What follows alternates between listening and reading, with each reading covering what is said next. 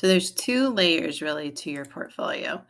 And you can see some examples in Blackboard. Um, so one is the appearance of it, and that has to do both with consistent branding. So you see in this one they've used similar colors and graphics throughout. And then along with that professional appearance is also making sure your images that you portray, whether they're renderings, whether they're construction drawings, that they are clean and neat and professional. So the image of it is one part of it. The second part of it, which is just as important, but lots of times we forget about, is showing your thought process through the design in your portfolio. Um, that does not mean that you need to write long paragraphs explaining what you did for each of them. Lots of times it can be just a few sentences or even bullet points as it goes through.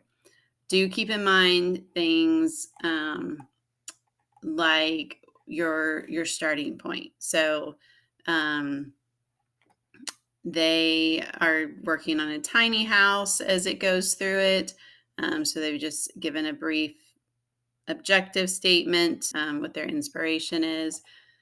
I would suggest trying to avoid saying I or talking about for this project, but just jump right into the project. For this, that the goal of this tiny house was to really focus on modern elements and multiple inspiration from multiple styles, but keeping it cohesive, something like that. Um, then as you carry on, so some of these examples, they talk more about what they did, um, but go through this, so let's skip to one. So this Etsy project. So they're working on the Etsy showroom. Um, they've given their inspiration for it. So what I would recommend in here, they've got an overall item, but give some examples. Don't just say front desk rendering, but say, detailed tile and elaborate lighting fixtures were used to pull in um, the luxury feel from the inspirational jewelry. Um, maybe in the showroom, they had asked for flexible space, things that they can move around. So you talk to that the showroom freestanding pedestals were used along with adjustable shelf units. So the client can change up the display as new products come in. So talk through how your design meets the client needs as it goes through, and not just labeling it what it is, lobby area, etc. So think through, how does this work?